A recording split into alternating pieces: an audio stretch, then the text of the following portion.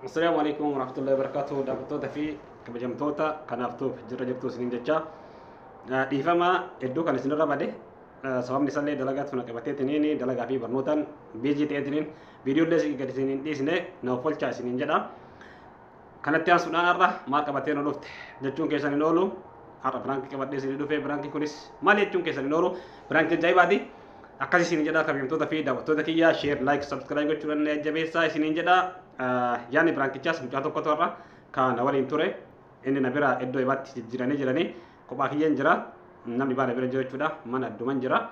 Kanaaf maal jedhaan hiriyaa kiyya tokkoon biraankii ajaa'ibaa irratti dalaguuf hin deemaa maal jedhaani gurbaa tokko na bira baasaniitiin jiranii shamara wayisitti finnaan jedhanii ani immoo shamara natti fidinaa hidheetiin jira wal fixaatiin hin dhayne kanaaf sitti shamara fiduu qabnaan jedhanii ati maal jettaa jedhaanii lakki haa fidanii naan jedhamoo lakki akkasitti hin finne naan jedha waan inni jedhu immoo kan waliin laallu ta'a amma dhumaatitti na waliin tura maaliif namni tokko tokko haa fidanii jedha namni tokko tokko immoo argite akkamitti shamarrasitti fidanii haraama dhiiraa fi dubartiin akkamitti mana tokko keessa galtii abbaa warraatti fi haadha warraa yoo hin ta'ini jedha fi argitee haa fidanii jedha waan inni jedhu kan waliin laallu ta'a amma dhumaatitti na waliin tura isiniin jedha amma irratti bilbila.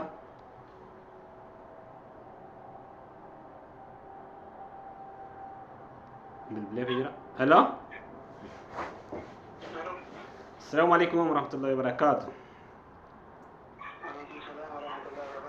كم نقام الحمد لله كم تجرتا والله الحمد لله نسنا يا كوت تريون مال فكت ترين الحمد لله نبر نقام ما شاء الله بقى جرات ما تليفون انكفت سيب لي بليت ريف اي انا متوبه غنم مو يوت نابل بالتبيتا اروي كبجه دي سر كاسو دندene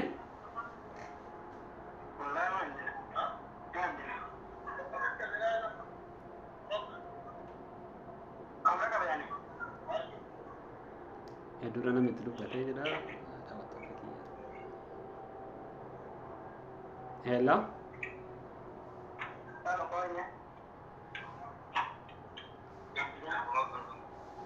Aku tuh tadi kemudian tuh tadi ya, nama tuh Yame, itu udah belajar wante, kasih sini aja. Ayah kesiwa mana ya, ini cuma harga jelas aku kamu, di kamar Rafi.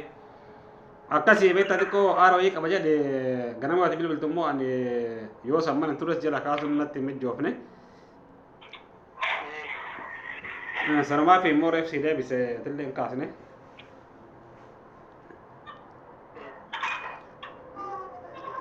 akasi ya bu beta wan sitti mariya cu barbade hello daw to tapi kami minta kiya internet ni sada abada naga isu internet ko kustansia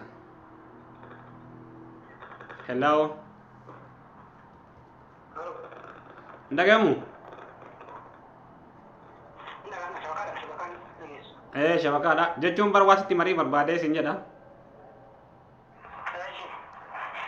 Mucaa waliin mana gallu sani beekame afinni mana tokko keessa gallu. Mucaa sanarra baasanii jiranii beektaa irra. Isanarra baasanii jarattiin qaatu olfin beektaa amma shamara isitti finnaan aan jedhan. Shamara isitti finnaa manni jechuun guddaadha kana malamaa waan ta'eef mucaa iddoo ibaa finnee jirra kanaaf shamara isi bira finnaan aan jedhan. Kanaaf immoo ani jechuun hin fidina akkamitti akka shari'aatitti mana tokko keessa abbaa warraatii fi haadha warraa yoo hin ta'in argitee obboleettii yoo hin taane mana tokko keessa galuun hin danda'amu waan ta'eef kanaaf natti fiduun qabdanii ani hin barbaadu jedheen jiran qaatu olfin na beekta. Yoo san taates yoo kasi fiddan taate mana isin gadhiisetiniin bayaa jedheeni ati maal jettamee asirratti.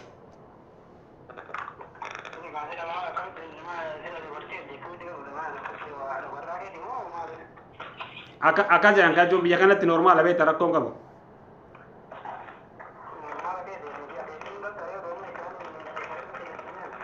Ya?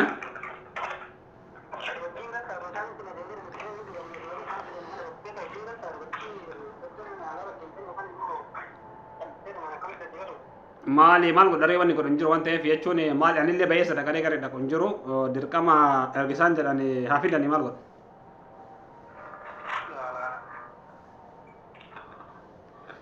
Maal godhuu danda'are? Hin danda'amu jechuun akka biyyi isin jirtanii kanaa miti beektaa biyya kanatti ulfaatudha waan isaan siif kennan fi bakka isaan siif kennan malee ati iddoon ati filattee ofii bakka barbaadde qabattu hin jiru. Kanaaf akkas amma godhuu wallaalee jira ati maal jettama yaada kanarratti?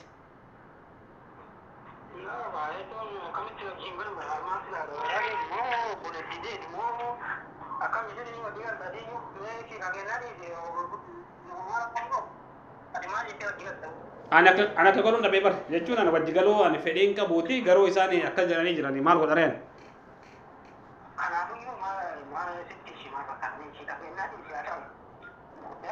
Ani kasin jedhaa jiru jalaanuu wadhamnee sin jedhaa mire yookaan mana keessan gadhiisee isinii bayaa yookaan biyya teessan tanaa gadhiisee deemaa malee ani dubartii wajjin hin galuu sababni isaas ani argitee naaf hin hayyamu akka argitee haala shari'aatitti naaf hin hayyamu waan ta'eef ani wajjin galuun hin ta'u kanaaf obboleettiitti iyyan taane ani fedhuu jennaan yoo gadhiistee hin deemta malee kanaaf hin fidneet hin galchina naan jedhan. Akkasii maal gaafattaree kanaaf akka godhun qabu anis bira deemullee hin qabu waan ta'eef amma haa fidanii jedheeti. Ati maal jette? Ati maal jette? Yaa? Maal akkam godharee maal godhuu danda'a? Maal godhuu hin danda'u bara?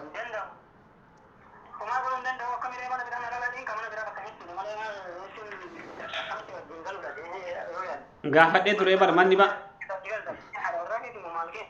baa jiru jedha manni baa kasiif kennamu tokkollee hin jiru kanaaf yoo argitee wajjin galte isii waliin galta yoo kanaaf miti keessatti taate argitee gara barbaade deemuu dandeetta malee kanaaf nu jechuun itti gaafatamummaa kenna kanaan yoo nu waan isin jennu diddu taate itti gaafatamummaa argitee waan jechuun itti gaafatamummaa kan amma sirraa jechuun nuti itti gaafatama amma garuu yoo asii qabaatu taate diddeetini waan nu isin jennu fudhachuu kan diddu taate nu itti gaafatamummaan fudhannu jedhan.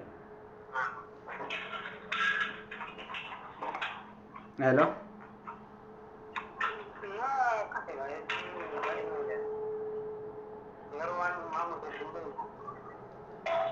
Akkas jedhanii maal jettate jechuun bakka sanii wajjin galurra biyya san gadhiisii deemettamu.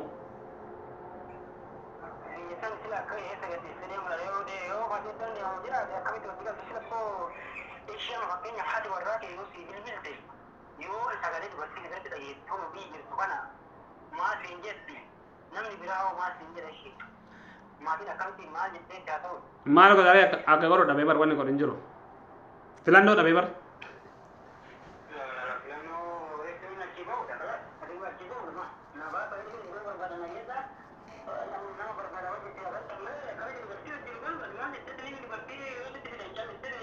Boodan hin jiru. Boodan hin jiru jedha. Bootatu dhabamee mucaan jechuun jaartii fuudhee jira saniif mana bahee bar.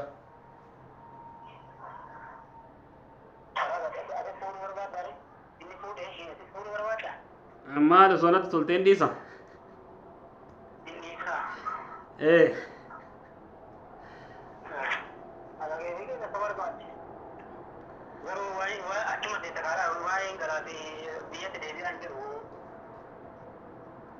Maal jechuun biyya maal irraa godhama biyya keessattuu namni gara deemu dhabe.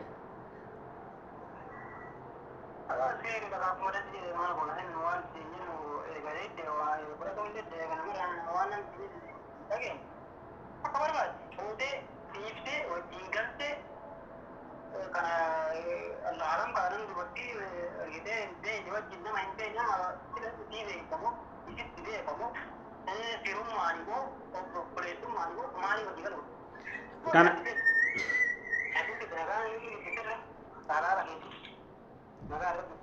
amma iddoon qabnu jedhanii bara nama rakkoo kiyyaa miti beektaani barbaadee osoo hin taane isaantu bakkeen hin jiru jedhanii beektaa ani hin barbaanne garuu immoo dhiira fi dubartii mana tokko keessa galchuun kuni waan hin taane jennaan biyya keenyatti argitee kun biyya keenyatti waan takka waan rakkoo qabu hin jiru biyya keenyatti noormaalaan an jedhan.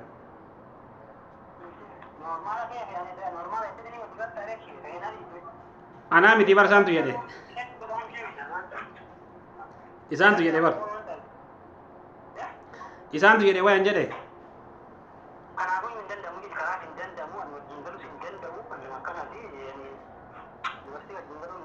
Jedheeni bar yoon taane mana gadhiisii ba'e jedhan. Waan furmaan nusi kennu hin jiru furmaan nusi goonu waliin galuudha yoo kanaa miti jette mana gadhiistee ba'uudha jedhan. Kana malee furmaan ni baan jiru yaa. Ani jechuun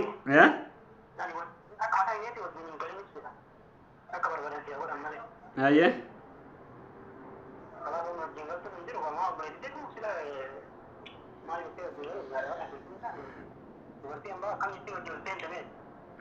Ayyee kanaafuyyuu barankis irratti dalagaa jira. Wallahi barankidha.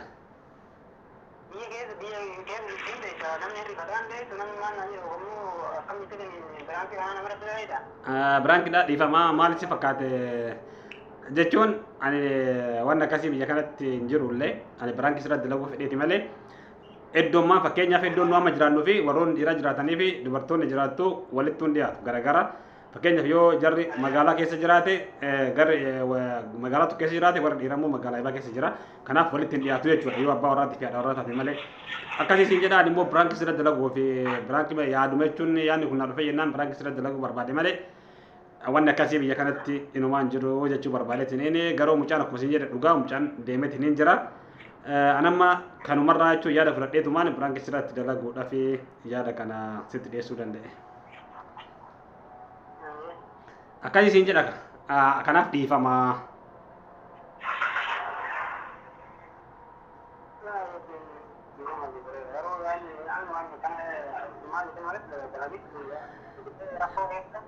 Akkas jechuun.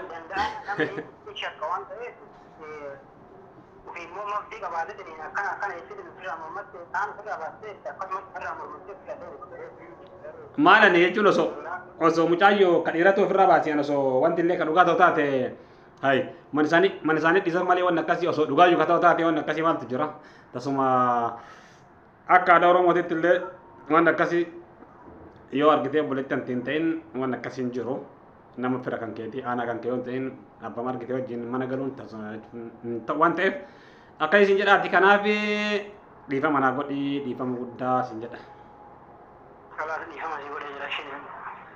Ayyee hedduu galatoomii dhiifama naa godhuu kan keetii fi namni beektaa asirraa waan tokko namni tokko amma an akkasiin jedhee jira miti maarree haa dhuftuu jedhe beektaa tokko yoo taate kanaaf atamma waan akkanaa akkamitti dalagdaa wanni kun ta'uu hin qabu wanni kun sitti haafuuyyuu yookiin mana san gadhiisuu qabdaa jechuu kan kee argitee yaaduma kan kennillee hubachuu barbaadeetiin hedduu galatoomii siin jedha namni akkanatti nama gorsuu hin jiru akkasii kanaaf baay'ee galatoomii dhiifama naa godhuu keetillee.